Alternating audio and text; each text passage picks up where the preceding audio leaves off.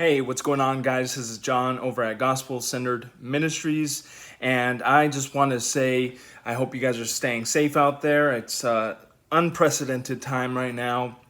Crazy things are happening, but I hope that everyone is doing okay out there. Now, I wanted to make this video to address some things concerning my atheist friends out there. The other day, I was listening to a debate. It was a live YouTube event, and it was a debate between a Christian and an atheist, and there was a lot of atheists commenting and sharing their thoughts on the debate, and I began to engage some of the atheist community in dialogue, and it was quite a lively discussion, but a couple of things that I was reminded of when talking to some of you atheist friends out there was the fact that there are a lot of misconceptions that I have about atheism. I'm starting to see a sort of an evolution, no pun intended, in the atheistic perspective, and that's okay. That's fair. I mean, I believe that there's misconceptions on atheists' part about Christian theology, biblical teaching, the Bible, but there are also misconceptions that I myself have. And so one thing that I wanted to say to all of my atheist friends is that I'm committed to hearing you out. I want to hear your arguments. I want to have a respectful, open dialogue with all of you. And I mean, even befriend some of you if you guys are willing to befriend me. I don't think that atheists and Christians are like oil and water. I mean, like completely incompatible. I have friends who are non-believers and we get along just fine, even though we disagree sharply about certain issues and topics and subjects. But anyways, I just wanted to make that commitment to you guys. Like, I want to respect your guys' perspective and your opinions and how you define your atheism, if I'm putting that out there correctly.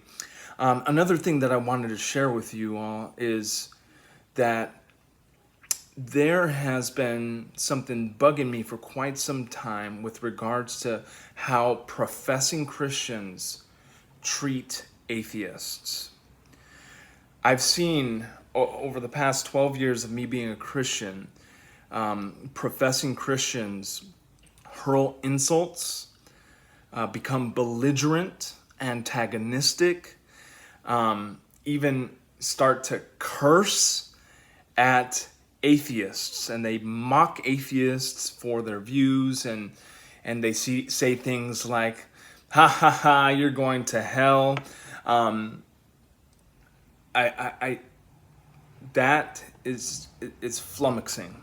I just every time that I came across a professing Christian that was acting in this manner or saying these kinds of things, I just automatically cringed, because that kind of attitude, that kind of treatment of people, regardless of what kind of worldview they hold to, is antithetical to what the Bible teaches.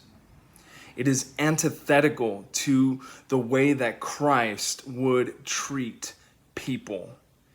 It is not the right way to engage others who have differing opinions. And so I want to apologize on their behalf to the atheist community for treating you that way. And those of you that are atheists or agnostics that may have encountered hypocrisy, like you encounter people who claim to be Christians and they are just living completely opposite to what the Bible teaches. I want to say that I'm sorry that you had to experience that.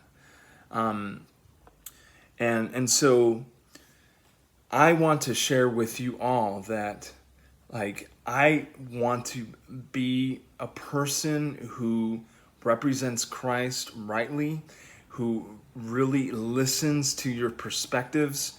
And I want to be able to have productive conversations, conversations that are conducive to advancing my understanding about your position, about how you came to be in, the sort of paradigm that you're holding to.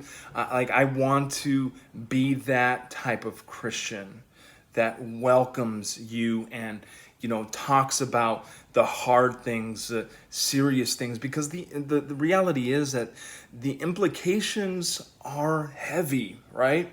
I mean, one day we are going to die, unless we create some sort of inventions where we could preserve our consciousness or something, all these sci-fi movies, right? But I mean, the reality is, though, like, we are going to die.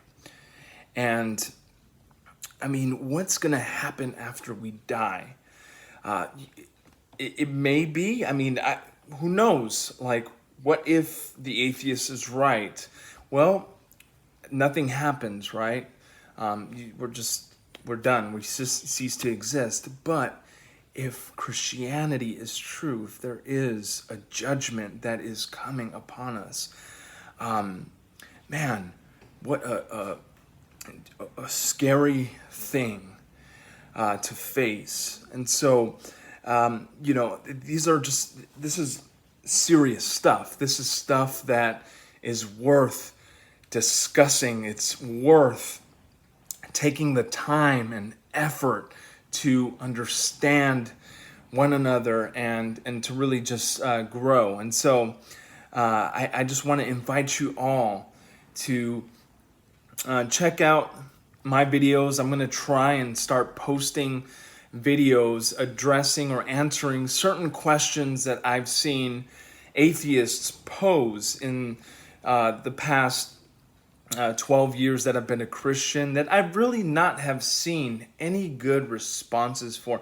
And at the time when I'm hearing these questions or objections made by atheists, in my mind, I'm like, I know the answer to that. Like, I can give you a solid answer because I myself doubted Christianity for a while. I really questioned the Bible and I scrutinized the Christian paradigm, and I found answers that were satisfying, not just in my soul spiritually, but intellectually. And I just want to really emphasize the fact that the God of the Bible does not call us to blind faith. He really doesn't. If you really study the interactions between God and his servants as written and laid out in Holy Writ, you will see that God reveals himself to the individual that he's calling and subsequently equips them to engage and move forward in the calling that he has specified for their lives. And so in that pattern is always taking place whenever God calls someone to a new work. He reveals himself to where it's beyond any shadow of a doubt that he exists. And so there's the evidence, right? And then he's like, trust me and walk by faith and do what I've called you to do. And so God is a God of reason. He says, come, let us reason about these things. And though your sins may be as scarlet, I will make them as white as snow. That's Isaiah chapter 1. He wants us to use our intellect. He wants us to use our minds. And so I just really invite you guys to comment below and shoot me questions about the Bible or things that you've not really understood about Christianity. And even if you want to try and trip me up in the subject of Christianity, I'm open to those questions. Please give me those hard questions, and I'm going to do my best to answer them. I'm not a theologian, but I've been studying the Bible for 12 years. It's my passion. I'm actually an aspiring theologian, if that's a thing, right? And so But my point is that I do want to let you guys know that I care and that I respect you and that I sincerely love you and I'm praying for you guys. So hope you guys respond with questions, and I hope you guys are staying safe out there. God bless you guys. Take care.